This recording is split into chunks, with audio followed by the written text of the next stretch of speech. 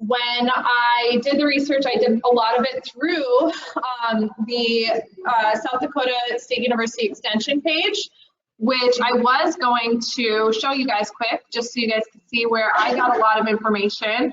And while that's taking a second, the other place I got a lot of information was this book. Highly recommended if you are into gardening and you're here in South Dakota. This is called Midwest Fruit and Vegetable Gardening, Plant, Grow, and Harvest the Best Edibles.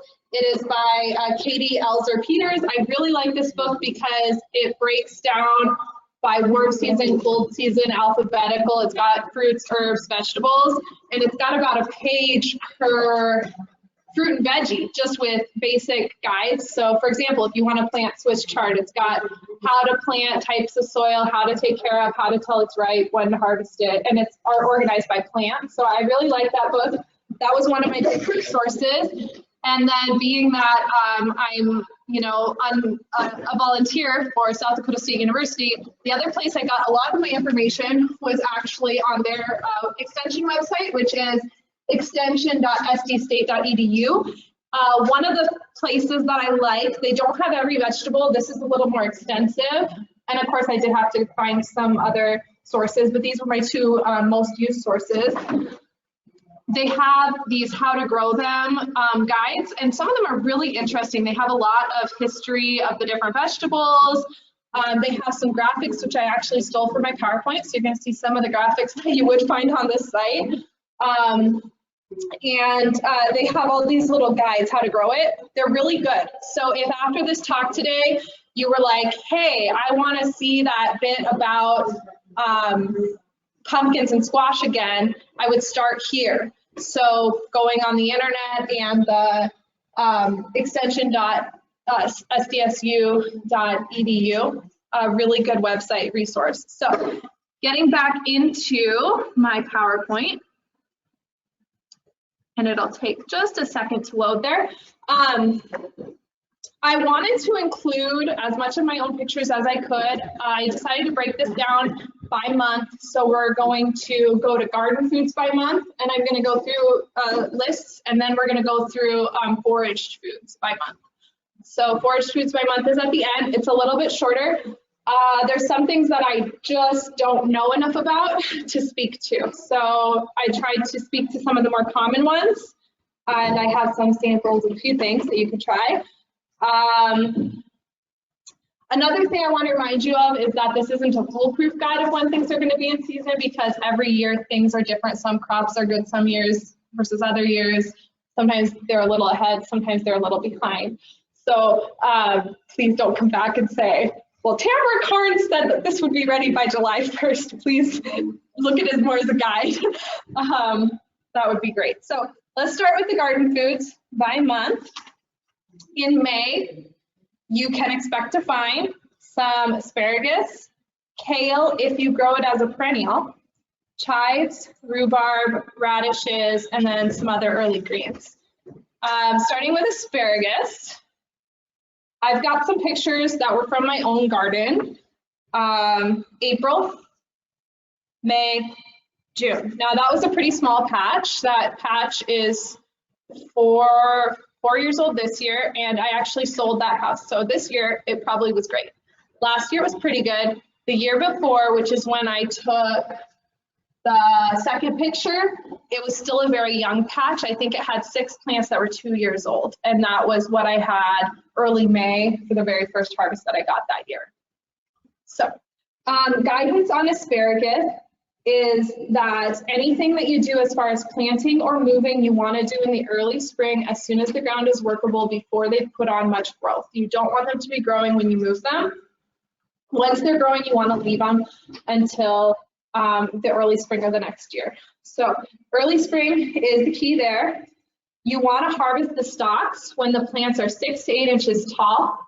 The second year of a new patch, you can harvest for about 2 weeks. So the first 2 weeks they start growing, new patch of asparagus, go ahead and harvest. After that, let them grow. If you're looking for ditch asparagus, you want to look, because it's hard to see because it comes up in the grass, right? So this is what asparagus looks like this time of year. It's starting to put on, come on in, you're welcome. It's starting to put on growth. It's starting to develop flowers. These flowers are gonna make little red berries. The other thing you might find is a dry version of this, so it's gonna look like a really ferny yellow dry thing, and you might see some red berries on it. So driving the ditches, that's what you look for. Anybody wanna pass it, should I pass it around? Anybody wanna see it? Okay, there you go. Yeah, thank you. Pass it around, that's what it looks like. That's the top of the frond or the fern. It's not really a fern, but the top leaves are called a fern because it looks like a really ferny growth. And it actually branches out even frillier than that. So you can see my June picture from last year is starting to get even frillier. The young asparagus is the baby of this. If you let the young asparagus grow, this is what it becomes.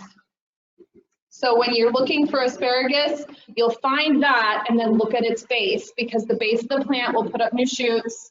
The new shoots are what you eat when they're 6 to 8 inches tall. Okay. Yes. Somebody told me that when you go ahead and harvest the ditch asparagus, a lot of people just go out there, break it off where it's tender. Oh. And I was told the proper way to do it is make sure you cut it below the dirt line. Oh, well, one of the tips that I have read specifically said that you don't want to, you don't want to infect the plant. So using clean shears is one of the guidances. So I don't know that I would personally recommend going below the soil. I don't know that it's wrong though, so I actually can't speak to it enough to know. I do know that in order to keep the plant healthy, you want to avoid getting it infected, and sometimes pathogens can be found in the dirt. So I would actually recommend clean shears just above the ground.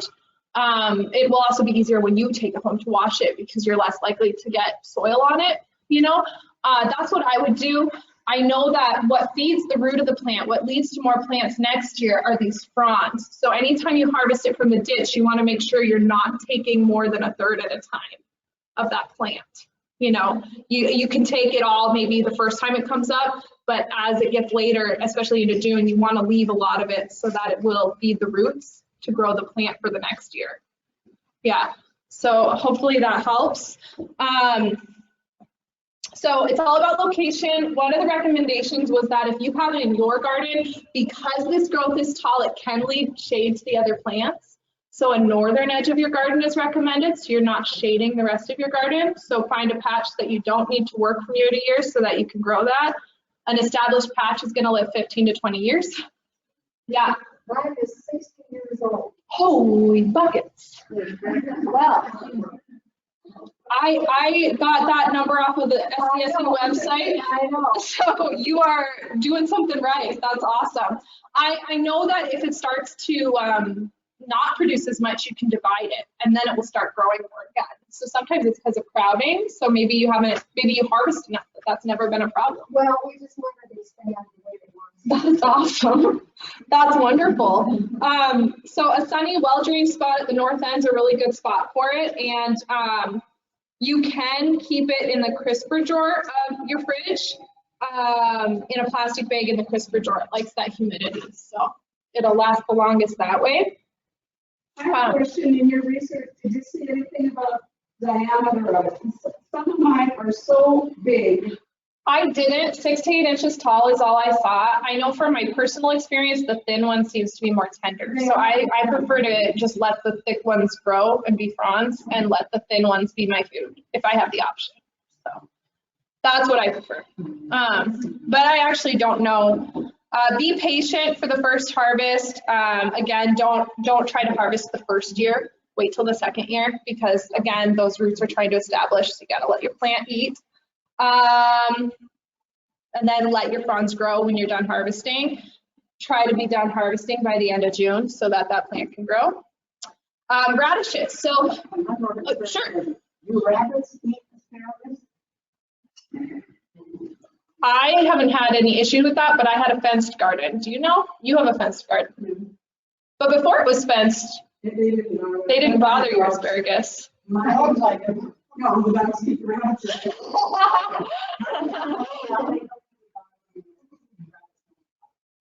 Sure. I know that for sure they bothered my peas. I tried peas at the community garden many times, and at first I thought they had a low germination rate, and then I found some little stocky things with no leaves. And I was like, so I had a big acreage with a fenced garden until this year. Now I'm at the community garden. I'm fighting the rabbits now, but it's okay. So radishes, some recommended spring varieties. The variety called Cherry Belle, which is a red. Helios is a golden. Pink Beauty, Purple Plum, and White Hailstone. All of those were actually from this book. So this book is recommended varieties that grow well in the Midwest.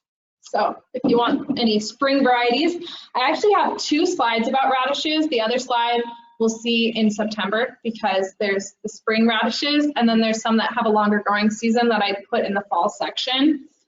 They can germinate as low as 40 degrees Fahrenheit. And to put that into context for Yankton, I was trying to find some weather history on our soil temperatures. And climate.sdstate.edu has archive maps that you can look at for what the soil temperature was in the region. I found that the closest marker I could find where they'd taken a measurement was Beersford on April 1st was 39 degrees Fahrenheit. So if Beersford was 39 degrees Fahrenheit, their soil on April 1st, I think it's fairly safe to guess that Yankton was probably at least 40 at that point. Because, you know, we're further south and a little bit warmer than Beersford.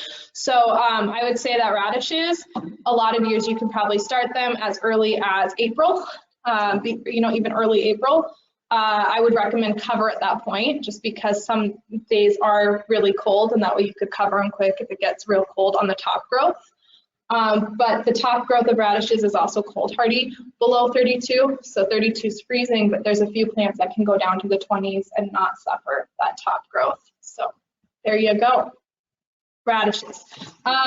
Kale, typically, kale takes a little bit longer because most people plant it as an annual. It can be planted when the soil is 50 degrees. I think that for me, growing it as a perennial, I had it much sooner. This picture is early June, and I had already harvested several salads, and now it's going to seed. So my recommendation personally that I found with kale is to leave a couple plants in the ground in the fall, and they're going to put new growth on early spring, and you're going to have some salads. And I find that they're sweeter in the early spring because of that cold weather. So if you haven't tried it, it works really good. I didn't ever have a kale plant die. They don't have as beautiful of a shape, but the leaves are perfect. These small young leaves, and they taste great. So try it as a perennial. You can use it as a salad or baked. A really good kale recipe is to set your oven to a low temperature, about 200. Bake it till they're brittle with a little bit of olive oil and a little bit of sea salt. And they're really good that way. They're also best if you're growing them in your garden. They're best before the hot weather. They get bitter in the hot weather, and then they go to seed. So they are a brassica. So one thing that I was going to mention here is that because they're a cold crop, there might be some other cold crops that you really like. You might want to try doing a similar thing with them. Experiment. It's your garden. See if it works. I know it works for me with kale. Young leaves should be crisp and tender. You want to harvest them when they're 8 to 12 inches long. You want to keep those unrinsed greens in a plastic bag in the crisper. They will last for about 3 days or 5 days if you wrap them in a moist paper towel before putting them in that bag. If you wash them first, sometimes they go quicker. So I find that with a lot of greens, you do well to keep them at high humidity and wash them right before you eat them, except for lettuce. We'll get to lettuce. Question about your recipe. Yeah. They can tell they're brittle. Yeah, crispy. Yeah, they're chips. They turn into like chips. Okay. Yeah. Huh? So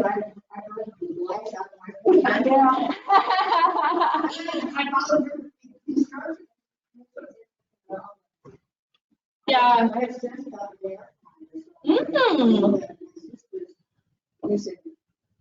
Do you like that air fryer for them?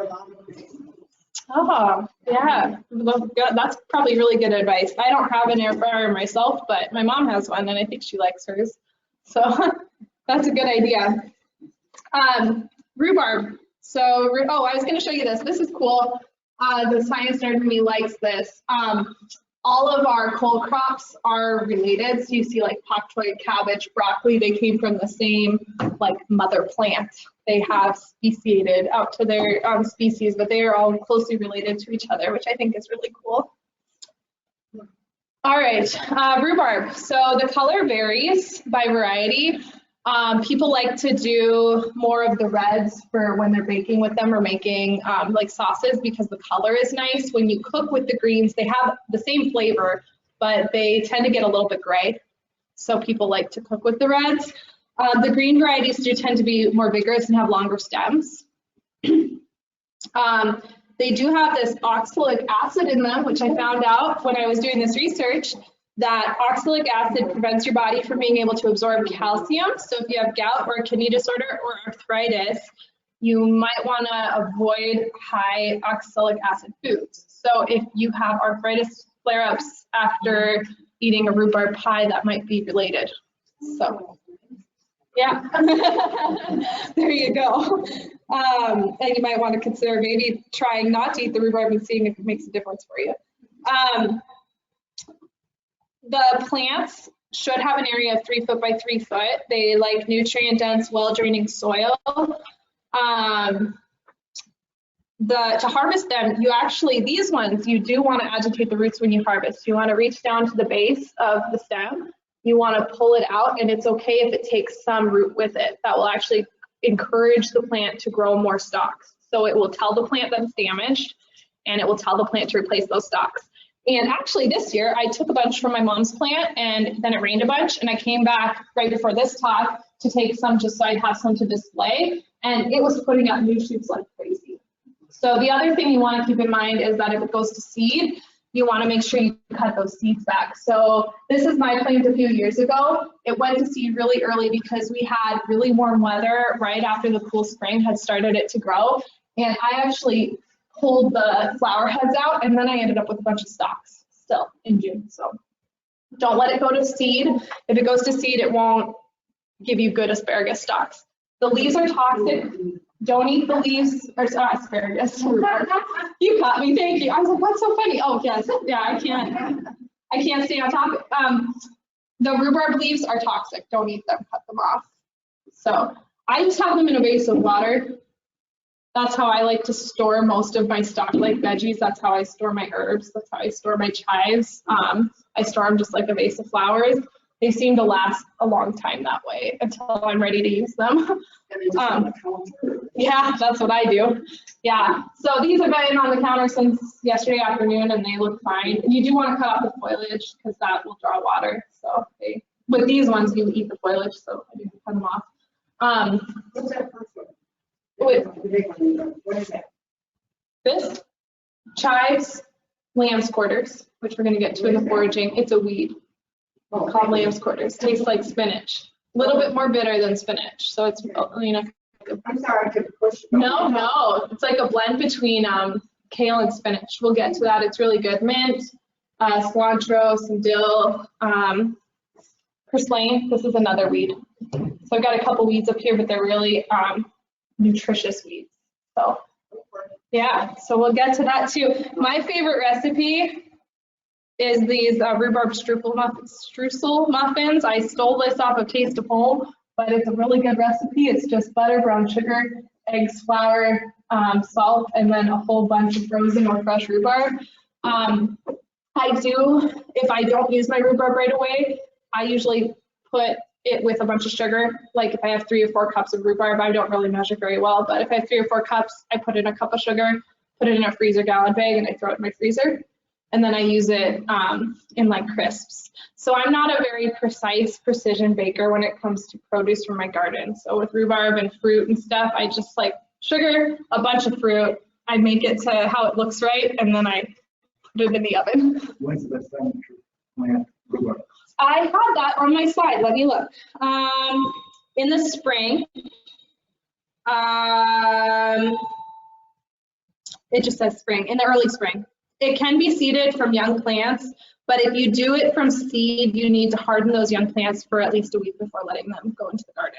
So if you try to do seedlings indoors, harden them off slowly, expose them to a little bit of daylight every day for a week, and increase the amount of time they're in the sunlight until you put them in the ground. Otherwise, the seedlings won't do as well. Otherwise, plant young plants in the early spring. They can be started from seed though. They can be. That's what SDSU said. I haven't started rhubarb from seed myself, but according to the extension office, or the SDSU, sorry, the SDSU extension website, they can be. Okay. That's what I have written here, and that's where it says I got that information from. Yeah. Just a side note, I had started some rhubarb just off the length of this room from where I have my plant now, and I had 2 plants and they didn't do good.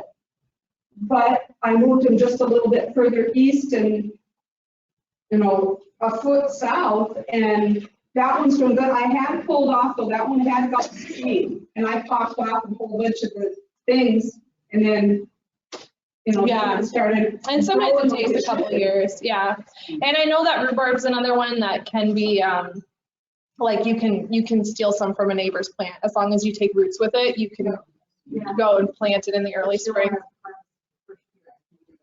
Right, Yeah. yes, just like asparagus, because you'll kill the plant and it won't be able to feed its roots. So if you steal off too many of its leaves. Okay, if you're not measuring your sugar, you're mixing it with your rhubarb and you're going to make this recipe, Mm-hmm. how do you know you've got the right amount of sugar for the recipe? I'm such an estimator. I'm sorry. Yeah. It does. It probably does make a difference. So I guess if I knew I was going to use this recipe, I would for sure make sure that it was 3 cups in each bag. And then I would just choose the white sugar. I would do the half cup of white sugar. No, and then in my head, I would just know I don't need white sugar. I only need brown sugar when I make this. Because I have some rhubarb in the freezer without baby sugar. Does it work well? Sure. Sure. Oh, yeah. Yeah. Go for it. I don't know. That's great. That's good to know. And it's good to share because I'm sure other people are looking at me, I'm crazy because I do it. I'm just wondering, does anybody have a taste like the texture in their mouth once they eat rhubarb? Yeah, which are, yeah. Yeah, okay. That was just me, so good to know. Yeah. These muffins, it doesn't. Oh, yeah. And I'm afraid, you know. Yeah. But like last time I made these muffins, I had probably 4.5 cups of rhubarb. And I was like, close enough. And I put them all into my muffins. Did you ever eat rhubarb sitting on the front porch, dipping it into sugar? I have like that. I mean, there's always a natural taste of rhubarb. Yeah, I suppose. I suppose. Well, let's move on to June. So all that's May. We're in June. Okay, so June we've got beets, cabbage, kohlrabi, lettuces and spinach, pea shoots and peas, strawberries, and then I'm going to go through a list of herbs and some edible flowers. Here are the, I'll get there. Hold on, I guess it's my first picture. I'm wrong about the order. Beets are a good source of calcium and vitamin A. The roots and the greens are edible. It's Beta vulgaris. It is in the same family as Swiss chard.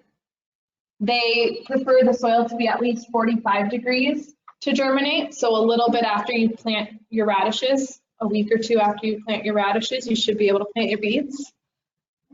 These are those tables that are from that SDSU extension How to Grow It site. That's where I got each of these tables. I really like them. So you can see if you're going to start beets as transplants March and April, but don't put them in the ground in South Dakota. These are South Dakota specific. They were put together, you know, on our state extension website. Mid-April to mid-June is the planting time, and then again mid-July. So mid-April, mid-May, mid-June, mid-July, you could put several batches if you wanted several harvests. And it's easy to remember, middle of April, May, June, July, for 4 different harvests. What I did notice is that on the website, they do say that you can start them, but they also say that they do just as well direct seed it. So they don't always transplant well, and that's the warning. Some people do like to do that anyway because they're really careful to put them spacing rather than having to thin them later. but they don't always transplant well. So I would just thin them later. One interesting thing with the beets is that each seed can make 2 to 6 plants. The beet seeds that you plant are quite large. They're actually a cluster of seeds. So they'll break apart. They turn into 2 to 6 plants, which you do have to thin as they start to grow. They're pretty easy to space out the sets. You know, the seeds are pretty big when you plant beets. You should have between 5 and 9 beets per square foot. Mature roots are generally ready in 6 to 8 weeks. So if you started mid-April, every 6 to 8 weeks, you should have a harvest of beets. You want to harvest them when they're about the size of a golf ball. The other thing I wanted to mention was that on all these graphs that I'm going to show you, they don't all say transplant. Some of them always just start with direct seed. Some of them say transplant if it's an option. And for the second row down, that actually says plant. Some of them say transplant instead of plant. So if it says plant, it means you can actually put that seed directly in the soil during that time frame. If it says transplant, it's a plant that's not recommended to start from seed here. It's recommended to transplant it here because of our shorter growing season. And there's a few that are like that. You'll see them as we go. That's about all I have there. Oh, I do have a recipe there, so if anybody wants it later, you can get my email. I can email you the slides. But beets, my mom cans them, so I asked her for her recipe and stuck it there as a thing. But there's also lots of recipes online and in books. My mom cans beets. Cabbage. Cabbage is a good source of vitamins A, C, K. It's got lots of antioxidants and it's high in fiber. The seedlings are frost sensitive. The seedlings don't like to be frosted after they have been planted. Cold exposure will cause those seedlings to form flowers instead of cabbage heads. So the plant might not die, but you probably aren't going to get that nice, beautiful shape. There are both short season and long season varieties. Some are ready as little as 45 days. Some are ready as long as 100 days. So make sure you read your seed packet. Harvest the heads at the desired size when they are firm. They're good in soups. Here's that planting timetable. So you'll see there's kind of 2 zones for cabbage, May and July. And the May varieties are probably going to be those shorter season varieties because you want to get them grown before it gets really hot. Those July ones are probably going to be those other ones. Cabbage stores best in a humid place between 32 and 40 degrees. So crisper drawer of your fridge is a good one for cabbage. Chinese cabbage, those are like they're not the round shape, they're like the spiky shape. Chinese cabbages do better when planted for a fall harvest. It's sensitive, especially to the spring frosts, and it likes to have at least a week of temperatures under 50 degrees. So to ensure that, you're better off planting your Chinese cabbages in that July range, and they'll be nice and sweet if it drops down below 50 at night for several nights in a row. And that's when you want to harvest those. Let me see. Cool temperatures can sweeten them.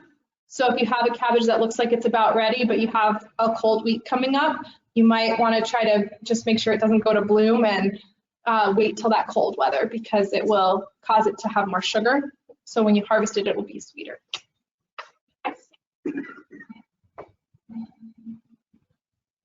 And I like borscht. So the recipe I always make with my cabbage is borscht, and that's one that takes beets and cabbage, which are actually ready around the same time. Borscht is a Russian soup. It's a cabbage-based soup. So if you don't like cabbage, oh, there you go. Well, it's cabbage and beets, so it's kind of a red soup, and then it's got dill in it, which is also usually ready around the same time. And then you eat it with sour cream, and it's delicious.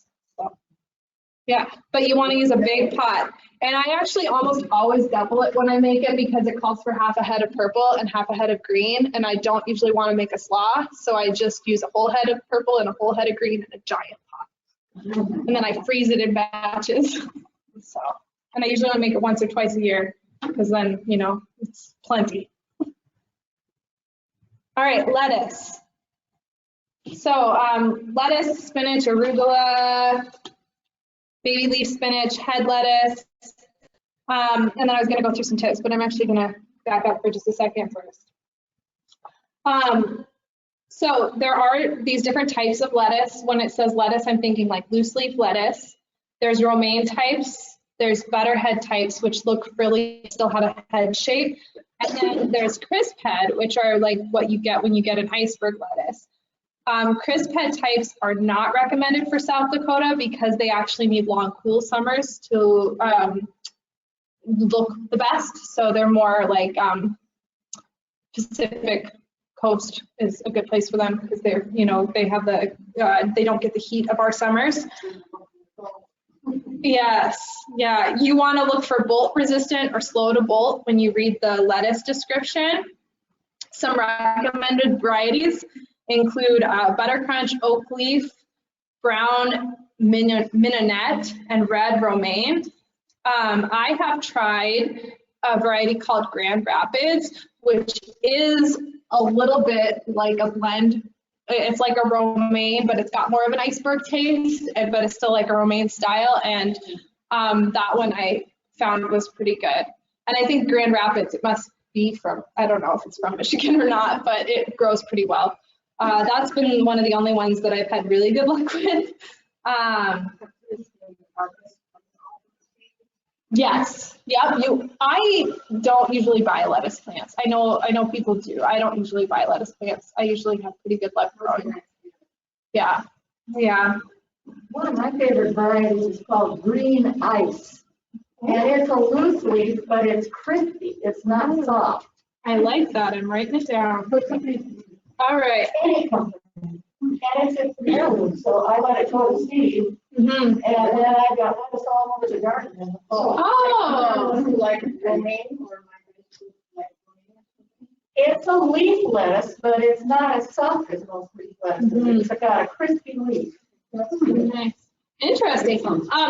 Actually, speaking of that, as far as letting it go to seed and letting it go all over the garden, one of the tips that I actually followed a couple years in a row that I liked, I'm not going to do it this year probably, but if you get the packets of mixed lettuce, put them in a salt and pepper shaker, and then as you pull things, because lettuce is usually a shorter growing season, as you pull things out and you're done with them for the year, but use your salt and pepper shaker and you'll get some in the fall that pop up where you want them. So whatever you're done with and you only have a little bit left before fall. What run that by me? I didn't know what you mean. Oh, the seeds themselves. So you buy like those giant mixed packets of like burpee lettuce seeds and you just throw them in your salt and pepper shaker. And then as you're pulling things out, right, as you're pulling things out for the end of the season, you just go out with your salt and pepper shaker and put it in the spots that you're done with. Right. That would be, I wouldn't do it too late in the fall. I would do it like when you're pulling out your beets that were ready in early August, you know, or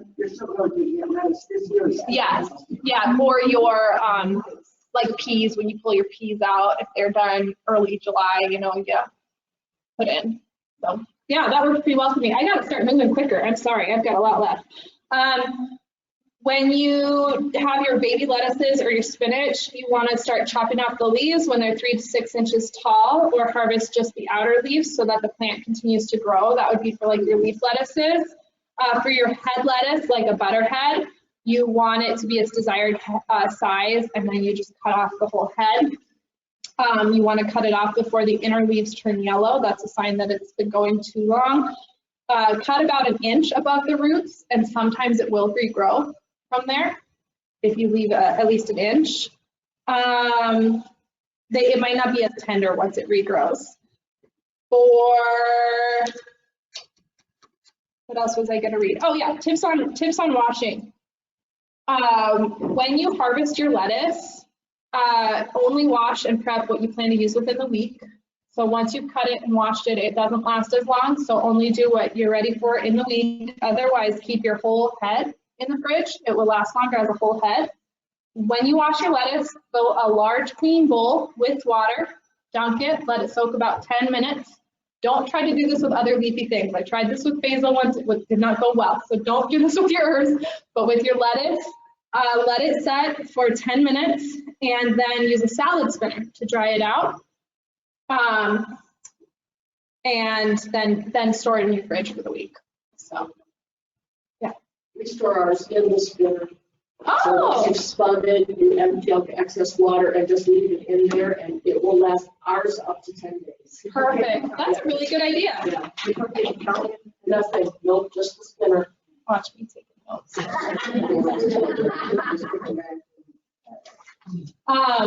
Pea shoots and peas are both edible, then store in the fridge. Oh, here. So when to plant it, mid-April, lettuce is a little bit more cold tolerant. It might not germinate right away, but it might. And if it does, it's okay with the cold. It's cold tolerant. So mid-April to mid-June, and then again mid-July to August. So anything you're harvesting in that, with your shaker. All right, we're still in June, aren't we? We gotta run. Okay. Pea pods and pea shoots are both edible. They can germinate as low as 40°, but they do prefer 70° soil for germination, and then they prefer to grow at between 55 and 65 degrees Fahrenheit. They also don't transplant well, so have fun balancing that, but all this information is from that SDSU website. Varieties such as Wando tend to be heat tolerant. We have some of those really hot days. Some pea varieties do not do well with those really hot days. So you want to find one that is okay with those. You can plant it again in late July, and then as the weather starts to cool off, you'll have a fall crop of peas. And they'll be very sweet because that cool weather helps those peas be very sweet when you harvest them. Harvest them daily. You get, when you eat peas, they are a good source of fiber, vitamins K, A, B, C, zinc, copper, calcium, iron, and potassium, and they're a low glycemic index food. They also add nitrogen back to your soil. So if you are thinking about that, and it is June and July, you might be partway through July thinking, what am I going to do to renew my soil? Well, peas are a nitrogen fixer. So you could put in your fall cup of peas where you need nitrogen for the next year. They don't store well in the fridge because the starches in the peas, or the sugars in the peas turn to starches, so they just aren't as sweet. They're more sweet if you eat them right off the vine, and they're more sweet if you eat them within a few days. It's not that they go bad, they're still edible, they just don't taste as good. So eat them as quickly as possible, unless you are planning on long-term storaging them. Then blanch them for 1.5 minutes in boiling water, cool them in ice water, and you can freeze them. Otherwise, eat them quick, they're fresh. Or process them quick. These were my peas last June, not this June. So last June, I had really big plants. I also had a fenced garden. This June, they're about this tall with no leaves. Is something part of your process for you? Yeah. You're starting a harvest. Well, no, they're this year they're in the community garden and the rabbits have eaten them all. Yeah, something is starting. Yes, something else is enjoying my pea shoots. Yes, and I'm gonna have some rabbit soup one day. Yeah, no, I can't catch them in the community garden. Somebody would see me. I'm joking. Strawberries are also ready in June. They can be June bearing, ever bearing, or day neutral. June bearing tend to have the largest harvest. So you're going to get a lot more berries if you plant a June bearing crop. They're high in vitamin C and antioxidants. They are tolerant to many soil types. They do want 8 to 10 hours of sunlight. So a sunny spot that the soil is not great, you might be able to have success with strawberries. You want to harvest them when they are fully ripe and red, and then you want to pick them every 3 days. They store better unwashed. They go bad faster once there's water on them. So store them unwashed in your fridge. They'll last a little longer, and wash them right before you eat them. The June bearing types that were recommended on the extension site were Sparkle and Jewel. The ever-bearing types that they recommended, Fort Laramie and Ogallala, were the ever-bearing types that they recommended. Unwashed berries can store for 3 to 5 days, or they can be frozen to store for 2 weeks. or a lot longer if you're me. I don't really follow the 2 month rule. It's gonna be like years. Yeah, I don't really follow that rule. I wanted to show this. This is kind of cool. These guys I planted like 3rd week of July. This was a picture taken August 3rd of sunflowers. I harvested those the end of September. So, you know, you think, oh, it's August, it's too late. Well, it's not too late for everything. There's a lot of things that you can have before that last frost date. There's a lot of, yeah. Does anybody know anybody who has strawberries for sale? Didn't we stop at one point? The actual berry? Yeah. We're talking about buying the barrier. Oh, I I would also go to Granny. Yeah, Granny's the food, but I would check them. Yeah. Yeah, they don't have strawberries now, but they're on peaches and cherries. Yeah, I'm gonna say, this stuff coming up, blueberries and stuff coming up. It's a little bit late. Yeah. I don't know. There is, this one's from Colorado State University. Couldn't find it on the South Dakota website, but Colorado State University has a really good edible flower guide. And they have just a ton of edible flowers on their edible flower guide. I will quickly read a list to you of some edible flowers. Annie's hyssop tastes like Annie's, which is like a licorice taste, so it tastes like licorice. Hollyhock, which is just a little bit bitter, but their idea for hollyhock is to use it as a dip container, so as a decorative dip container. Chives, they have a strong onion taste. Dill, which is stronger than the leaves. The flowers are stronger than the leaves. Chamomile has a sweet apple flavor. Forage, which is an herb you can plant in your garden, and the painted lady butterflies love. Those flowers taste like cucumber. They're little blue cucumber flavored flowers. Broccoli and cauliflower flowers taste like broccoli. Calendula tastes tangy or peppery. I forgot my nasturtium plant. It's on the windowsill. Forgot to pack that. Squash or pumpkin flowers taste like raw squash. Chrysanthemum are bitter. Daylilies, like the orange daylilies, not the yellow ones, but the large orange plants, every part of that daylily is edible. Make sure you don't confuse it with the tiger lily. So the daylily has the big grass-looking leaves that come up from the ground and the very long, lengthy stems with a bunch of flowers on it that are orange. That's a daylily. A tiger lily has black spots. Don't eat that one. That one's toxic. Daylilies are edible. Every part of the daylily plant is edible.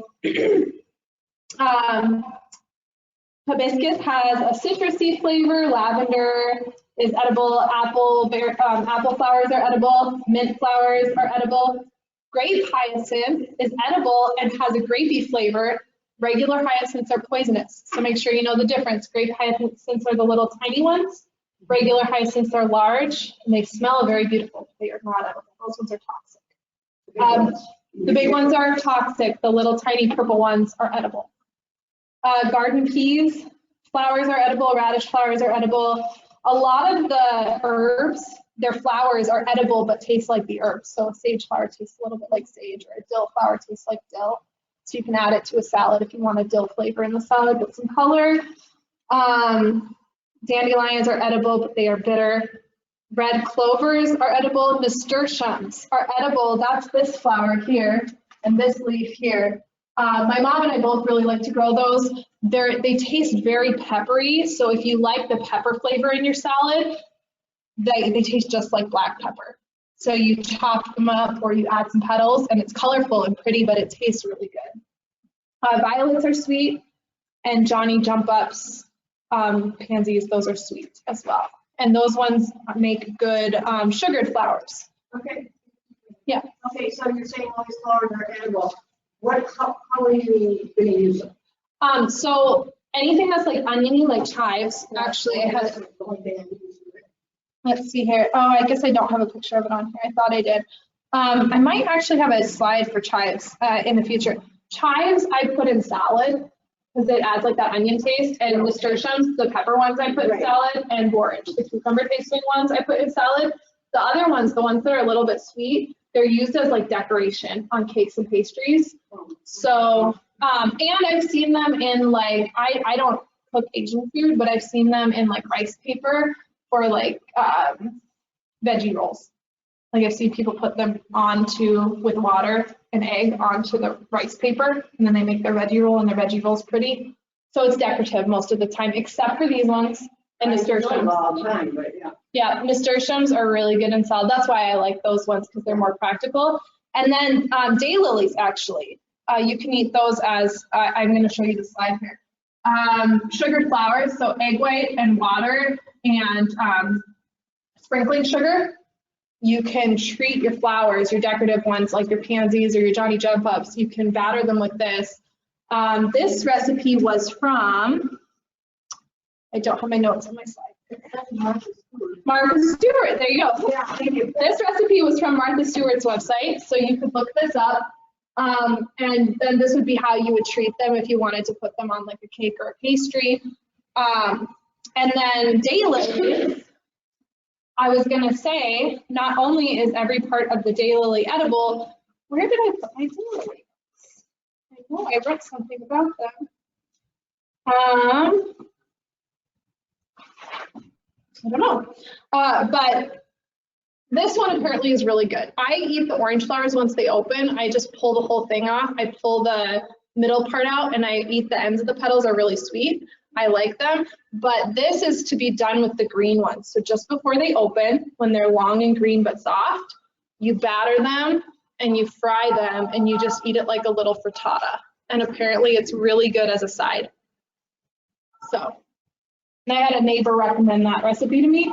I also was told by that same neighbor that if you want them after they're open to just pull out the pollen making parts, so the little pistils and stamens from the center, and then stuff it with cheese and then fry it. Apparently that's really good too. So, yeah, probably because of the cheese. But they are savory actually. The very end where the like nectar would be is a little sweet, but the rest of the flower is quite savory. It's not a bad taste and it's not flavorless. A lot of things that are edible flowers don't have a flavor, but daylilies do. They taste savory. So, yeah. Sounds like another presentation. Yeah. Yeah, I don't know if it'll be me. I gotta hurry. Okay. So we've got a lot of things in July. So July is when we have just a ton of stuff ready. I actually put melons and watermelons as two separate slides because you tend to get the smaller melons. Watermelons are usually August, but these melons you can start getting in July. Some of the smaller like cantaloupes and things are ready earlier. So direct seed when the soil is 65 degrees. Harvest it 30 to 35 days after you see it flowering. You want to tell that they're ripe because of their smell. They'll smell sweet when they're ripe. If it doesn't smell sweet, it's probably not ready. You don't want to pull it off the vine unripe. You want to wait till it's ripe. So melons are high in vitamin C and vitamin A. They're high in fat, fiber, and they're low in calories. The whole fruits should be stored at room temperature, except for muskmelons. Muskmelons can be stored in your fridge once they're cut up. So they can be stored 36 to 45. Anytime you have the whole fruit before it's cut up, other than muskmelon, keep it on the counter. It will store better. It will last longer. Melons like nitrogen in their soil. So this would be a good one to plant by where you put your peas in the fall before. These are beans. I don't want to talk very much about them because we had a whole class, but I did want to show you just when you can get your dry beans. So late August, these were dry beans. September 2019, I had a whole bunch of green beans. Blanch, dry, freeze seems to work really well for long-term storage. And I just had tons of green beans. Direct feed your beans when the soil is at least 60 degrees Fahrenheit. There's your planting window. And lots of things you can do with them. Let's see here, what else was I gonna say? Store them in a humid place. Don't store them for too long because they will develop brown spots. So beans are good in a crisper drawer once you pick them. Snap beans can be picked at any stage in pod formation until the shape of the individual seed becomes apparent, which causes the pods to bulge. After that stage, you actually don't want to pick them for eating as like green beans or snap beans. You want to just keep the seeds later at that point. So once it gets too big, keep it on the vine for seeds. Before you can see those visible seeds, they're good for beans, like green bean snap beans.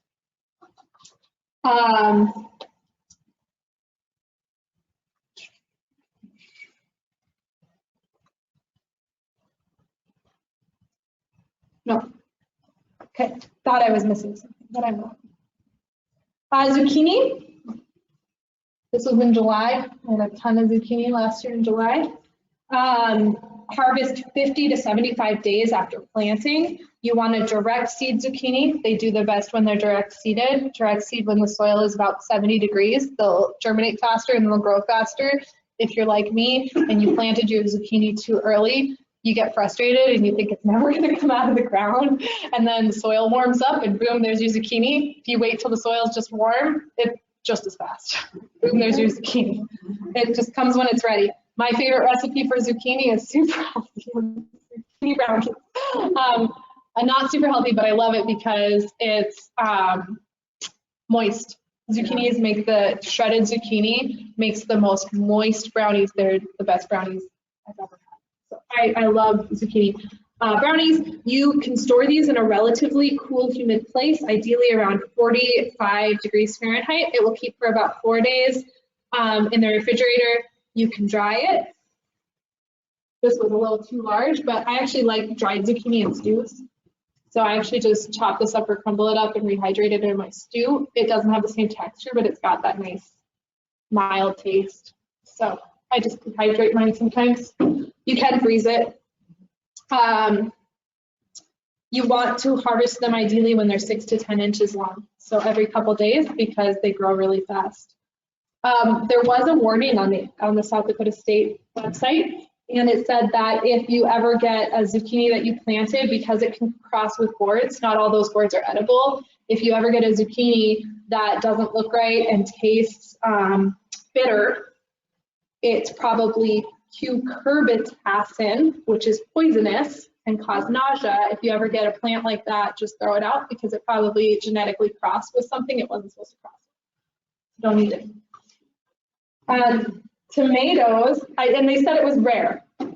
So go by taste. If it doesn't taste right, don't eat it.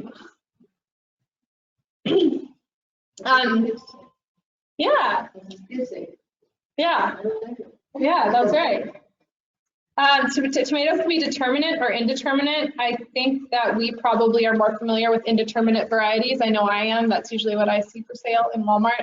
Determinate grow to a certain height and then they bloom at that level, and then that's where your tomatoes are. Most of our varieties aren't like that. They branch and they keep growing forever, and they're indeterminate. They do best above 50 degrees. It's about 30 days from the time you have your first flowers to the time you have fruit. You actually want to store them about 60 degrees in a dark place. So they're better off at room temperature or in a cool basement than they are in your fridge. Your fridge can cause them to get spots faster and go bad faster. Tomatoes are one of the ones that you can pick early because they will ripen over time. Tomatoes are a good source of potassium, vitamins B, C, and E. They contain antioxidants and a bunch of good stuff, but do not refrigerate them. They do not do well. And my favorite recipe for them, oh yeah, so you want to start these in March.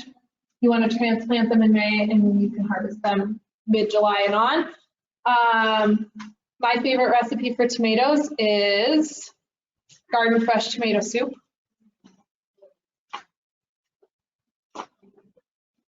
I make that every year. I also like salsas and pasta sauce.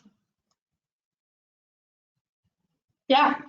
I found an easy way to remember between determinate and indeterminate. Yeah. Indeterminate is indefinitely, in other words, they'll keep producing. Right. But a determinate will just, it's like a donut, which just. Yes. It's short. Yeah, it's short and then it's done. You know, and the indeterminate, you can actually pinch them when they grow and they'll branch more. But if you do that to a determinate, you're actually like stunting. You're not going to get your tomatoes off of it. But if it's an indeterminate, like a Cherokee or something, you can pinch it and it'll flower sooner and it'll put its energy into the branches. So, but you can't do that with a determinate. So that's a good point for almonds.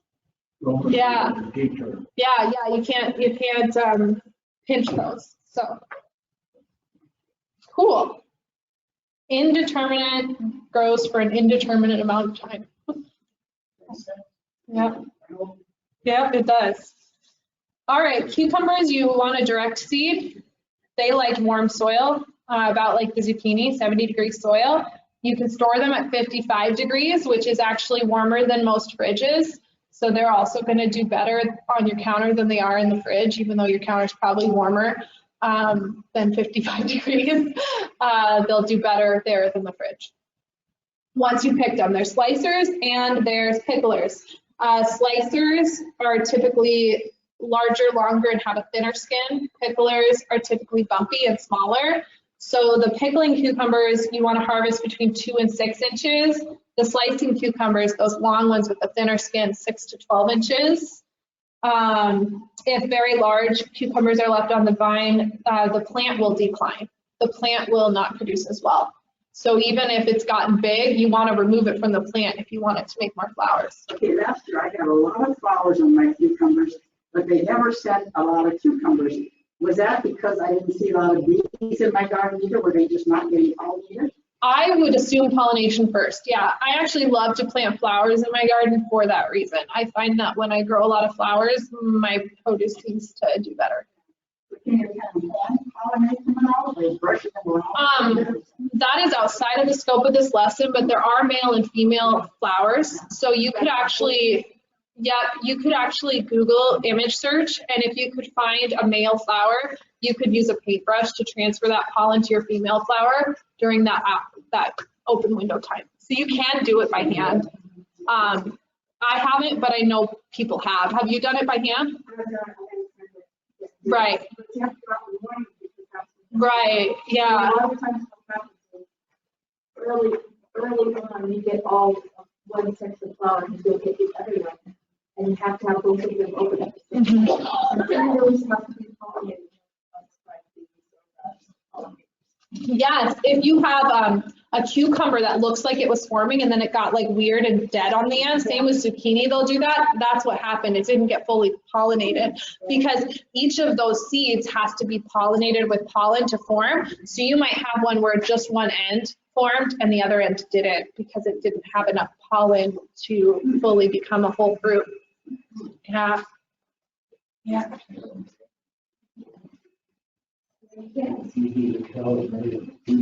You were saying if we can tell them apart, it is because the female's going to have like a baby that fruit. looks like a baby fruit. Right. And the male is just going to have a stalk. Right, yeah, I have seen that. On my lemon cucumbers, I could always see it because it looked like a little ball, like a bead almost. Yeah, go look at your flowers next time, and if you see the little baby fruit, like they said, that's the female flower. It almost looks like it's a fruit.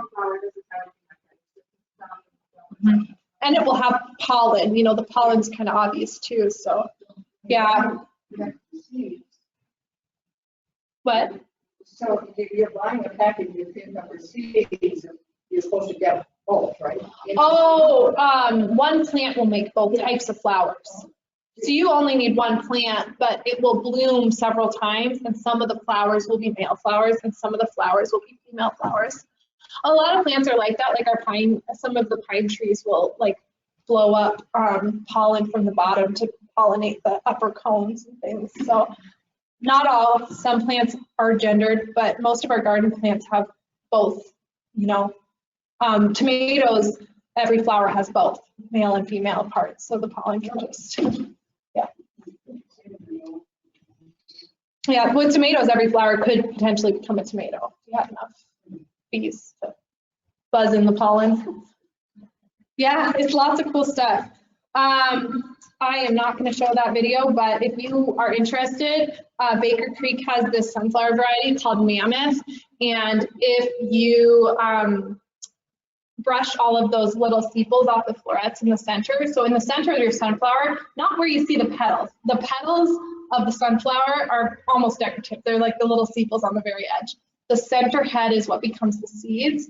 All those little tiny florets, if before they are turning hard, but after they've opened, you harvest them, you can pull off the leaves and you can brush off the top layer of little floret petals, and you can grill them in oil, and apparently they're quite good. Last year I waited too long and they were not quite good because they had like little bits of forming shell in them. So you want to get them before those sunflower seed shells start to form. After that point, you can actually see in these pictures, I got this off of American Meadows. They have a really good guide on how to do seed harvesting, but you can actually see these seeds are formed, and you can brush off those dried, like sepal fragments of petal and just hang them upside down over a bucket. You can harvest your own sunflower seeds, and then you just salt them, bake them on a low temperature for a little while, like a pumpkin seed, and eat them. I mean, yeah, or feed the birds. Yep, you can do it raw. Mulberries, I'm also not going to play the video. I'm going to save some time. To harvest mulberries, put a big tarp below the tree. When you notice that there's mulberries on the ground, bring a big tarp, a clean tarp, shake the branches gently. All of your dried berries are going to fall. If you want to store them before you use them, don't wash them because they'll go bad right away. So store them in a container, just dry. You can store them for a few days in the fridge that way. If you wash them, they're going to go bad right away. You have to use them right away once you wash them. And then when you do get ready, you can soak them just for a minute to get some of those bugs off the top, and then just bake them right away. So I don't eat, I mean, they're really good raw and you can eat them raw, but they make really good like pies and tarts. So if you get that Pillsbury crust stuff, you get the Pillsbury sheets. You can cut them round, stick them in a muffin tin, stick that with an indeterminate amount of sugar. And that makes a really good puff tart. So I am all about things that are really easy and easy to remember. So there's videos online for how to harvest those. I'm not gonna show the video. I'm sorry. We're running out of time. Okay. Herbs. I was gonna talk about this. A lot of herbs. So chives do okay in the fridge, but chives are also a cold season crop. They're one of your first herbs that are gonna come up.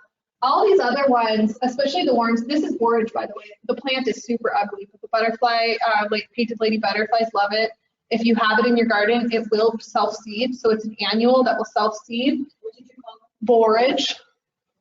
And there's little tiny blue flowers that taste exactly like cucumber. And that's why people grow it. They grow it for those decorative blue flowers or to feed the butterflies. But it is an ugly plant, so I wouldn't recommend it as a landscaping beauty or anything. And it's kind of pokey. There's cilantro, so you can see chives, cilantro, and forage. There's some chive flowers cut up on my salad yesterday. It was delicious. Just a little bit of onion on that salad. When you store a lot of these herbs, you want to actually store them on the counter, especially like the ones that prefer to grow in warm weather. They actually don't prefer to be in your fridge. They prefer to be breathing on your counter with their stems in water. So this will last a lot longer than herbs in your fridge. Yeah, like a bouquet. Can cilantro be frozen? I haven't frozen cilantro before, so I don't know. I would imagine it can be. It's probably going to change the texture. So I have dried it before, and it's fine dried. I've done that, and I'll throw it in like tacos or something dried, and it's not bad. But I bet it would be good frozen actually, because it would probably keep some of that flavor a little bit different. I don't know. What else was I going to talk about? Chives, when you harvest them, leave 3 inches. Don't harvest them all the way back. Leave 3 inches. That will encourage the most top growth. So when they're about 6 to 8 inches tall, harvest them. The flower is edible and the bees like it, but if you cut it off, it will encourage more leaf growth. So if you cut them off as they come, the leaves will grow more. Dill self-seeds and cilantro self-seeds, and parsley apparently is a perennial. I haven't had good luck with that in zone 5. I haven't ever had good luck with it, but I do get dill and cilantro every year, and obviously my mom got some this year, so that you have pretty good luck with reseeding. Mint is a perennial. but I wouldn't plant it in the ground unless you love mint because it is invasive and will take over. Thyme is a perennial in zone 5, so you might want to try that.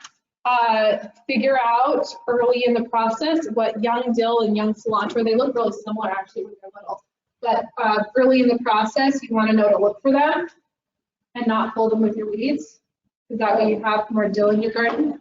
I mean, you can pull them with your weeds, but you want that. Oh, sure, yeah. Here's some dill. Here's some cilantro. You can smell this still. Yes, you can. You can pinch it a little bit and smell it. Which one is the cilantro? The big one. The big one. Yeah, it's already going to flower. Now, cilantro, rather than cutting the flower, if you cut the flowers off, it will keep growing, but it reseeds really easily too. So I would let some of it go to seed because it will reseed and it will succession plant itself. You'll have new cilantro throughout the summer. Did you say perennial? In zone 5, which we are right here. We're a 5A, we're right on the edge. So some of our time should come back. Me neither. And same with rosemary is also supposed to be a zone 5 perennial, and I've never had luck with rosemary. I haven't either, but rosemary is really easy to root. So I Right. cut off stems of rosemary, Oh. root them, plant them in a pot, and then I use them throughout the winter, and the next spring I plant them back into the ground. That's good advice. Rosemary for about 2 or 3 years, I bring it in the ground in the summer. That's a good way to do it too. Because I love the smell of rosemary. I love it. And I love thyme too. All right, I better run. Basil. So I gave basil its own slide. Basil is ready as early as July. The reason why I left basil as its own slide is it's my most used garden herb and I use it as pesto. I make this pesto, I probably make 3 batches of it every year. I divide it out into half-cup portions into snack bags and I freeze it. And then I just thought it's enough for we have 2 young kids and it's my husband and I. So our little family of 4, it's enough for our supper and leftovers every half-cup portion. It's quite thick. So when I dehydrate it, I mix it with olive oil. And I love it. It's so easy. It's just basil, garlic, pine nuts, olive oil, and Parmesan cheese. So I didn't say that on the recipe, but it's Parmesan cheese and then a little salt and pepper. You freeze it. It's delicious. Oh yeah, we use it mostly on pasta, but there's all kinds of different pastas. So we use it on like the cheese-filled ones, like the cheese-filled tortellinis, and we use it on macaroni, and we use it on everything. So if you are doing it from seed, I really like and recommend lemon basil. It's our favorite one. We really like it in pesto. It's got a little different flavor than some of the sweet basils. So highly recommend it. Highly recommend to freeze pesto every year, and we just lay it out flat and we freeze it in little flat half-cup things and snack bags, and then we throw a bunch of snack bags into a gallon freezer bag, and it lasts us all winter. We do it every fall. We're still eating pesto from last year. So. Is that a purple basil? Yes. Yep. An opal, I think, is what it's called. Opal basil. The other thing is that your basil is going to do best if you pick it early in the morning and put it in water on your counter. Otherwise, it will wilt. And if you find that you picked your basil at too hot of a time in the day and it does wilt, bring it inside, boil some water, as surprising as it sounds, fresh cut to the stems, dip them in the boiling water about 10 seconds and straight into the cold water, put it in a dark place, it'll drink and perk back up. And then you can use it again. Yes, and it works really well. The basil works, but I always plant a bunch of that throughout my garden because it really cuts down on bugs. Yes, absolutely. Same way. I say separate to this. I'm so sorry that I'm over time. I'm not great at, I made 50 slides and I thought if it's a minute a slide, I'll be okay, but I'm way over a minute a slide. Eggplant, like 65 degree and up temperatures. Eggplant are ripe when their skin is shiny. If their skin's gotten dull, they're probably too old. They're probably not going to be as good. They're going to be bitter. Their seeds are a little bit larger. So get them when the skin is shiny. There's so many different sizes. You really need to read your seed packet. The most common ones that I've seen sold in the stores make big eggplant. They're like the Black Beauty type eggplants. My favorite for cooking are actually the Asian type eggplants. They're long and skinny, and I find that they're way more prolific. I get a lot more eggplant from my eggplants when I plant the skinny long ones than when I plant the like Black Beauty types. If anybody has to leave, I will not be offended. I'm so sorry that I'm over trying to run through it.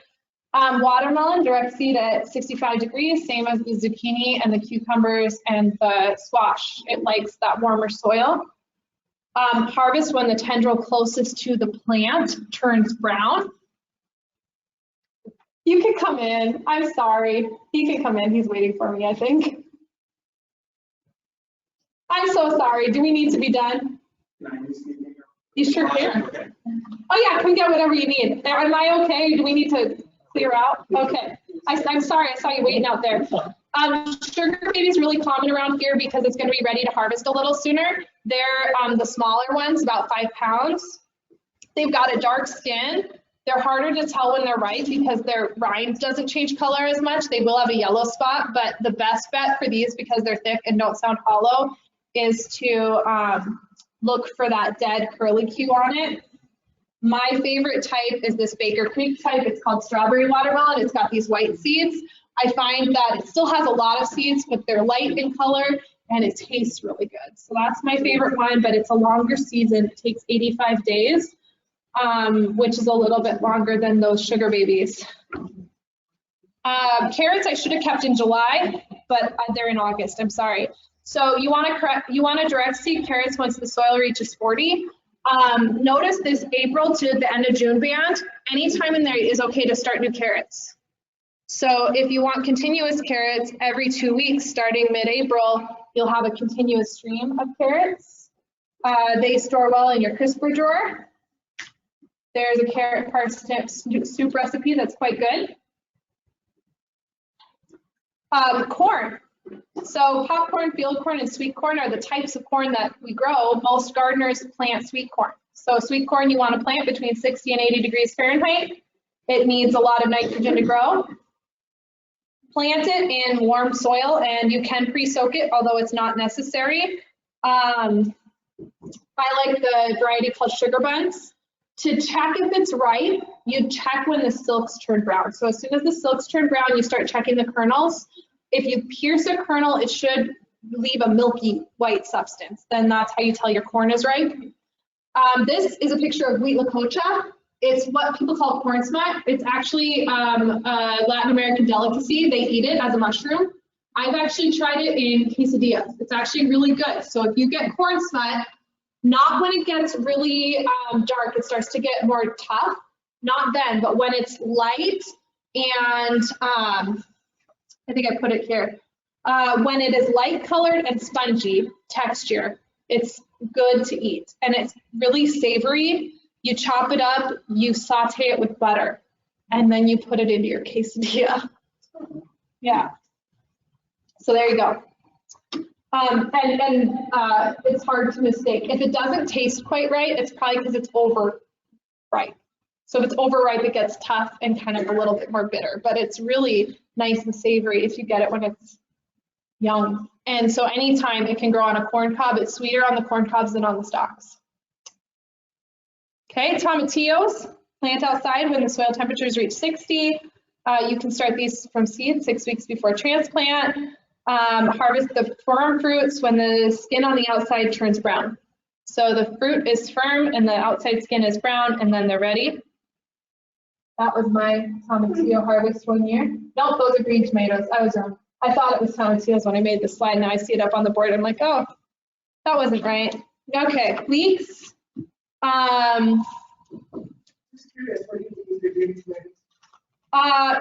With my green tomatoes, I either make fried green tomatoes, I chop them and I put like an egg or milk, and then I put nutritional yeast. It's like the yellow flaky nutritional yeast, and I fry them in a frying pan until they're soft. They're really good. The other thing that you can do is just leave them on a nice warm counter next to a banana, and they'll ripen and turn red, and then you can eat them red. I think I made 9 green tomato pies last fall. Oh. I love green tomato pies. Oh, that's a good. I should. A big jam on those. Just curious what other people do. Yeah. Well, I fry them, and I like them fried. But that sounds really good. I fried them too, but I prefer pie. Yeah. Oh, I'll have to try that. So leeks, I actually learned something new that I didn't know. When you plant leeks, if you want to have that white part be longer, the white part's the soft part that we like. It's the part that we eat, you know, it gets kind of more coarse up on the tall green part. You can actually pile, heap dirt on the stem of your leeks as they grow. So as your leek grows, pile up the dirt on the stem and it will cause that white part to be longer for when you harvest them. You want to harvest your leeks when it's at least a ½ inch in diameter. Those with yellow or withered tops should be avoided, and they can store in your refrigerator for about 2 weeks. Peppers prefer hot temperatures. Harvest when they are the appropriate size and color, but wear gloves. You can store them in humidity at 45 degrees. So you can store those in your fridge, in your crisper drawer. May and June is when to plant, and then July, August, September is when to harvest. These are another one that are high in vitamin C and vitamin A and beta carotene. Potatoes. Oh, that's my salsa. I like to make salsa. Potatoes you want to plant when it's at least 45 degrees in the soil, but you don't want to plant after 70 degrees. They don't like that. They won't thrive. So plant it between 40 and 70 degrees. There is a planting table for that. So mid-April to mid-June is the window for when you can plant potatoes. If it's after that, you're probably not going to get good potatoes before the fall weather stops you. Begin filling them when they're 6 inches tall. The purpose is to cover up the baby tubers as they grow. If tomato tubers are exposed to sunlight, they'll start turning green. The green is toxic. So if your tomatoes have turned green, or not tomatoes, if your potatoes have turned green, don't eat them. So that's why we hill them, to keep them in the dark. You can start harvesting potato tubers 2 to 3 weeks after the plants have bloomed, but they won't store long at that point. So if you harvest them at that point, it's to eat right away. If you want them to store for months in advance or for months later, you wait till the top dies. When the top dies, 2 to 3 weeks after the vines have died, that allows the skins to harden. So 2 to 3 weeks after the vines have died, dig up your potatoes. Be careful, if you damage the tubers, eat them right away. There's no coming back from breaking the skins. So if you've broken the skin, just eat them. To prevent the rotting, you actually don't want to wash them prior to storing. You just want to brush them off. So once they have dried out, brush them off and store them. Wash them before you use them. If they are extremely muddy, you can gently wash them, but make sure that you air dry them in a dark place, not in a sunny place. Before storing them, because again, you don't want to expose them to sun. They'll get that toxin in their skin. Then it says you want to cure them in a dark, well-ventilated area for several weeks or for a couple weeks. To tell that the skin is set, try to rub it off. If it doesn't rub off easily, your skin is set, then they're good to store for a long time. Yeah. It'll keep them forever. I'll try to get an old cave. Yeah, right. Yes, you need to do those. Yeah, right. Brussels sprouts don't store well in the fridge either. They lose some of the, I mean, I've had good luck with them in the fridge. Apparently they change flavor. So it's better to eat them right away. Best if picked after a light frost. They can be transplanted. They should be firm and green, but not yellow. The other tip is that if your Brussels sprout plant is growing, but your Brussels sprouts aren't getting bigger, pinch the top off. It will force the plant to put energy into the sprouts. And as the sprouts get bigger, pull the leaves that are on top of them so that they get some sunlight exposure and can grow. Winter radishes, there's a radish called a daikon. It's a very large, big radish. People plant it actually as a cover crop to aerate their soil because it grows a really big tuber, and then they end up just cutting it off so it doesn't bloom and letting it die in their soil over the winter to aerate their soil. I actually have this recipe for pan-fried daikon. You put your daikon and your breadcrumbs and your egg and you put them into little patties and fry them. It's quite good. It's really good with like a mayo and tapatio sauce. And then that's how I use my daikons. You shred them. Daikons need about 60 days to harvest. So our frost date, our average first frost date is October 4th. So 60 days before October 4th, you can be planting these end of July and still be probably getting them. Plus radishes are a little bit cold hardy, so it might be able to survive even past that first frost date just a little bit. Winter squash. It's got a lot of vitamin C and vitamin A. These are like your pumpkins, your acorn squash, your butternut squash, all of those things. To harvest them, you want to make sure the rind is not easily pierced with your finger. If it's easily pierced with your finger, it's too early. You want to leave it on the vine. If it's not easily pierced with your fingernail, it's probably got a hardened enough rind. Acorn squash, the little green ones, get a yellow spot, and that's how you tell that those ones are ready. Here's that calendar. So plant them in May and June, harvest them in August, September, October.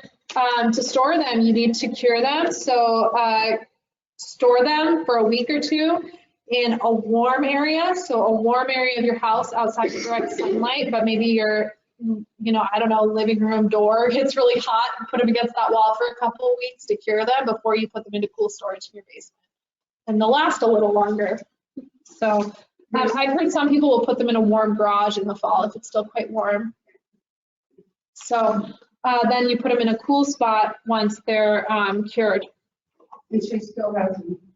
What? You still have what they say. I do. I still have one. This one was from my mom's garden last year, and there's nothing wrong with it. It's not soft, doesn't smell bad, it doesn't have any spots. So there you go. And it is June, end of June. And it's a perfect butternut squash from last year. So yeah, my mom must be an awesome curer because that one was hers. We like this recipe. This is a roasted butternut squash soup. It's got a yam and a butternut squash cube and brown sugar and cream and salt, and it's really nice. Eat it with some fresh baked bread. Is that one that you got from me? Yes. That's noble out there. This is my favorite recipe for it. And you can cook it up and freeze it and then add your cream when you thaw it out. And that way it freezes really well. And then like I'll send stuff up to North Dakota with Russ and just the frozen stuff, and I'll say just add X amount of cream when you reheat it, and it really does a nice job. Yeah. So for onions, you can do starts. So I like to densely seed my onion seeds early in the spring, and then they will have shoots, and then I transplant very carefully. I lay that on its side and kind of jostle it out of the container, and I very carefully let it fall apart, and then I put those right into the ground. And I find that they make really big onions, probably even bigger than when you plant the bulbs. Yeah. I read an article where you cut them off before you plant them. Oh, I haven't tried that. Like the tops, You cut them off until the ground. like they're only like, if you get the little seedlings, you cut them off where they're about 3 inches, even if they're like 4 or 5 inches. Sure. You cut them off, and then they just. And it will, well, I suppose, because then they're not fighting to keep that green, then they work on their roots first. That's really a good idea. I like that. When they're the right size that you want to eat them, that's when you can harvest them. However, if you want them to store, so that would be if you harvest them to eat them right away, right? In the summer, whenever they're the size you want them. To store them, you want to wait till the top falls over. When the top falls over, then you need to cure them. So then you take them out and you let them in a warm, dry place, you let them cure. And once they're completely cured, the outside will be dry, the outside shell. You don't want to remove that shell, but you can take off a layer or two of the very outside. If it's crispy and has dirt on it or whatever, you can brush that away at that point. And then you want to store them. Actually, these are one of the few ones that store best in a warm, dry place. So a lot of the things like humidity, onions don't. So don't store them in a humid place. Bulbing onions, you can grate them. So they start to cure.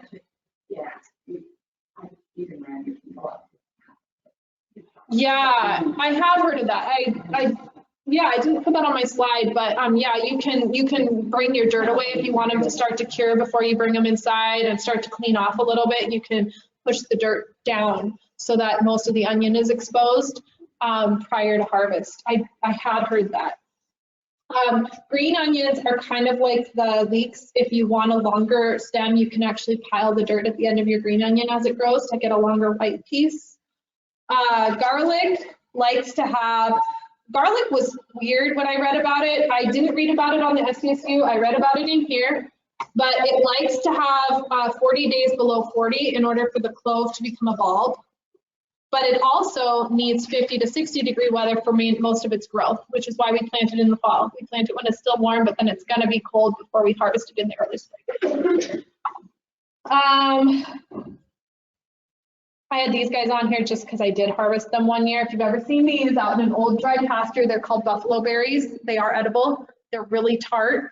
The best way to harvest them is with an upside down umbrella. You tap the string, they fall, you dump them in a bucket, you soak them, all the junk floats to the top. You take off all the junk, the berries sink to the bottom, and then you cook with those. So this is what I do with mulberries too. You mix them with a bunch of sugar and throw them in a puff pastry. They're delicious. Oh my goodness. So forage foods. I'm so sorry. I don't even know. Are you guys still with me? Should I finish it? I'm almost done now, actually. Sure. I'm so sorry. We're in the spring again because now we're foraging. Now we're looking for things we didn't plant. So now we're looking for things in the ditches. Morels are a mushroom. You need to find places with leaf litter under trees. That's what morels like. They like places that are treed near water sources. They tend to grow near each other. So if you find a morel, look around within a 20-foot radius of that morel is where you're the most likely to find more. They are a really hard mushroom to not identify. They're easy to identify, they're hard to misidentify. You just need to make sure that that cap is connected to the stem. If it's separate and there's gills, it's a false morel, that's poisonous, don't eat that. So you look to make sure that that cap is attached straight into the stem. The other thing that marks a morel is it's hollow. So if you find the mushroom and it's not hollow, don't eat it. But as long as it's hollow, it's a morel. Slice them in half, soak them in water, agitate that water every 10 minutes, and then put them in a dehydrator. Dry them until they're crispy, and they're just delicious in everything. I put them into soups, I put them into roasts, well, not roasts, I put them into, what do you call that? Like one pot casserole things. Like if I do rice and chicken in a casserole, I'll throw those in, they're really good. We found those on Mother's Day here in Yankton, so. Never reveal your site. Never do. I found those in a wooded area with leaf litter near water.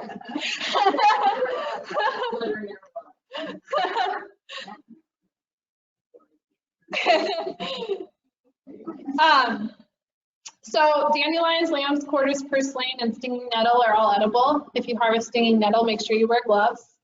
I did not because I'm not good at identifying it, but the two that I am good at identifying are purslane, which tastes a lot like a spinach.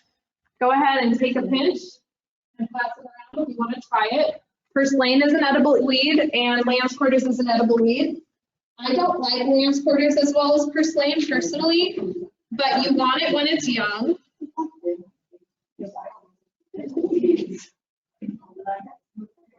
Well, if we ate all, You want to try it? I find that lamb's quarters is a little more bitter, but it is like a spinach. You said you could eat nettles?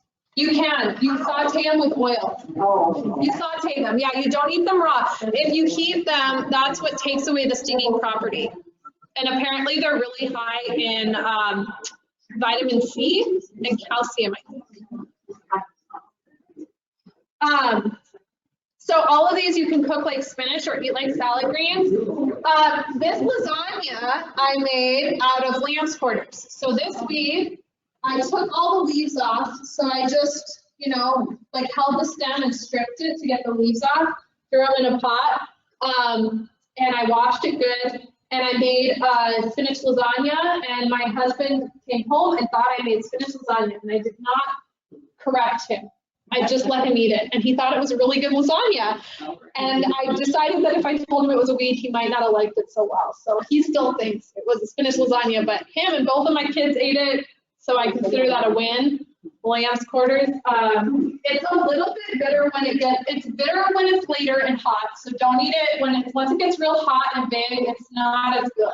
But when it's really little and young in spring, it's good. So, and the purslane comes on later. So the purslane is actually just getting bigger now, and I like its taste better. I find that it's more of a dead ringer for spinach. That's mint. Cattails. I did this so you don't have to, but you can if you want to. Cattails, in the early spring, you find a place where you knew cattails were growing. You find the ones that are round. If they're not round, they're going to be shaped like a triangle. Those are not cattails. Don't eat them. Pull the cattails. This white part right at the bottom tastes so much like asparagus, and it's really good sauteed in oil. So that's what I did. So I took these, just the white bits, just the really light colored bits, and I sauteed them in oil and salt. Every part of a cattail is edible. The shoots, the roots, the stems, the pollen, the cob, all of it's edible.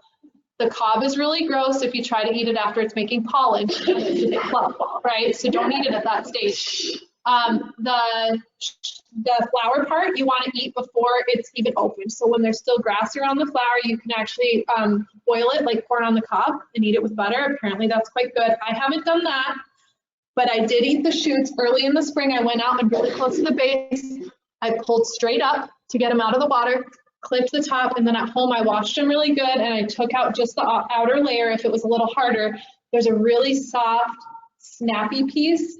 That's the part I sauteed. And it's really good. So this, you can see that it's got edges. It's a sedge. Sedges have edges, cattails are round. Don't eat this guy, eat that guy. You can also see the color difference. You'll probably see both of them if you go to a creepy place. Looking at a cross section of the bottom, that one's a triangle, this one's a circle. If it's a circle, it's okay, because these ones don't have flowers yet. I'm taking them before they make their stalks, so it's harder to tell what they are, but shape can tell you. Here's a funny one we learned in our Master Gardener class from Dr. Bell. He's the guy that does, or Dr. Ball. He's the tree guy for South Dakota. I was surprised. Apparently, if you have a sensitivity to poison ivy, like if you're more sensitive than most people, you might not want to try it, but staghorn sumac is edible. This is poison sumac, this is staghorn sumac. Those berries are edible. You want to get them like right early August before they get dry. When they're dry, they're not as good, but when they're still juicy, you can make this lemonade out of them. So sumac lemonade. Yeah. Dr. Ball didn't give us the recipe, but he did tell us, you can make lemonade out of it. Look up a recipe. So I did. I didn't make it yet, but there's your recipe.